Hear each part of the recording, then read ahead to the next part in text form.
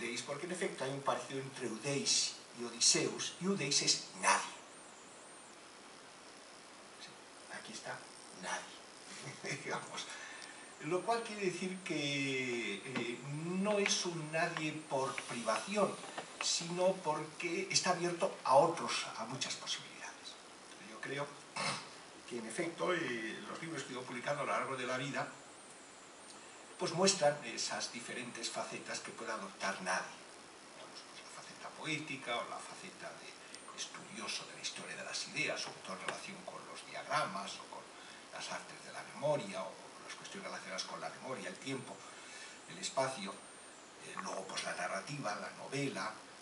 ensayos de diferente orden o incluso estudios científicos pioneros como fueron la de la gramática de los patios platerescos y asuntos de perceptrónica, que se presentaron en la exposición esta que hubo recientemente en Madrid y ahora quizá esté en Pamplona. Bueno, de todos modos me pasa un poco como seguramente le pasaba a don Miguel de Unamuno y Hugo, porque ahora cuando lo citabas, digo, si en el fondo, aunque él escribió novela, escribió poesía, escribió ensayos políticos y no políticos, en fin, incluso dentro de la poesía géneros muy diversos, pero bueno, en el fondo él pensaría que todo era muy común, era muy unitario. Yo lo mismo lo pienso con mi obra, yo la veo toda como muy... resuenan unas cosas en otras, y en poesía, ya que es por donde primero has empezado, me refiero por la poesía experimental, en efecto, cuando me dediqué a la poesía experimental, cuando entonces en España solo estábamos dos personas, Julio Campal y yo prácticamente, se nos asoció enseguida Fernando Millán y otra persona.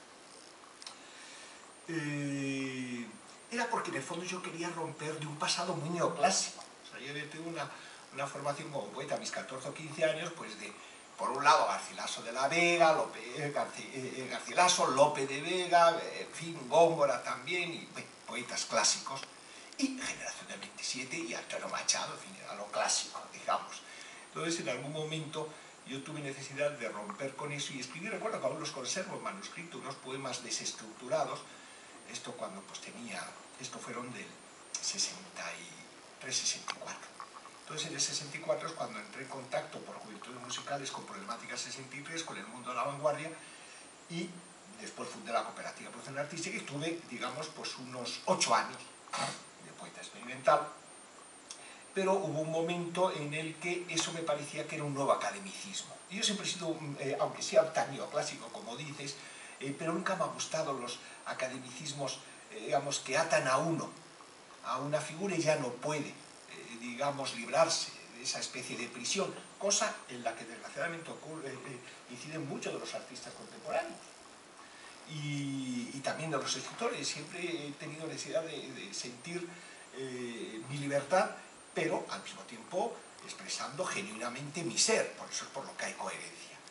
Es decir, que entonces, a la vuelta de mi época experimental, en torno al 73-74, es cuando tuve necesidad de hacer un tipo de poesía que yo había abandonado y que ya no era la que hacía cuando era más joven, lógicamente, porque tenía 10 años más. Y resultó una poesía, pues, que es la que está aquí reunida. Y de hecho, poesía de este tipo, poesía en general, solo he ido escribiendo durante 15 años. Después, desgraciadamente, no me han venido nuevas inspiraciones. Me he dedicado a escribir otras muchas cosas, pero no poesía, porque la poesía yo nunca la he forzado.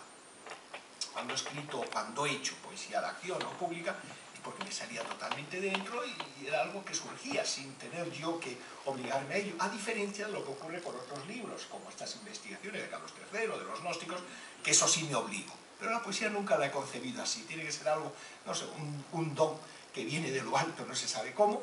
y quizá, y ahí está. Entonces yo creo que el primer poema que escribí de esta nueva forma, que sé la fecha exacta, aunque no la tengo aquí apuntada, porque en el diario que estoy preparando para editar de esos años 72, viene la fecha exacta, y creo que debe ser como del año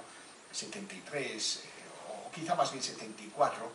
el poema, que además es el que da comienzo al libro, Carro de Noche, porque Carro de Noche recoge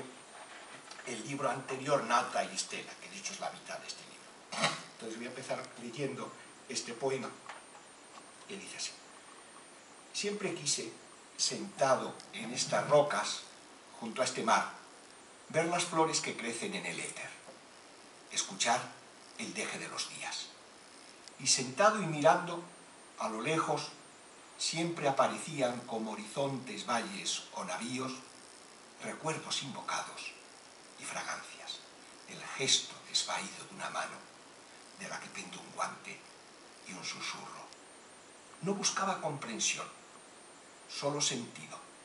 y era grande el asombro con que me iba, hundido en estos pensamientos, a las olas innumerables del olvido. Solo estaba allí todos los días, soñando lechos de estrellas y abandono, con el silencio, con un presentimiento vago de estar allí, no estando en parte alguna. Owen es un poema en el que por otro lado resuena, debo decirlo,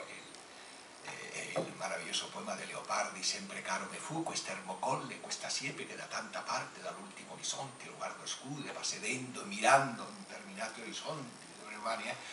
tra di là di quello,